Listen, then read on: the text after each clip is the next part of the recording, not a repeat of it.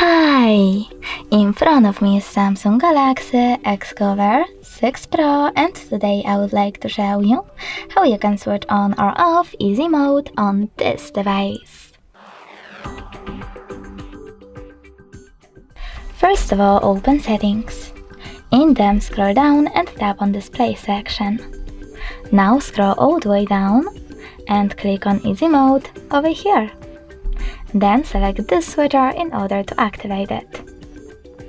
Now you can adjust all of its options over here, and when you're ready, tap on Home button. As you can see, after that, Easy Mode is enabled. In order to disable it, go into exactly the same settings and click on the same, now blue switcher. Thanks so much for watching. If you enjoyed this video, smash that like button, comment and subscribe.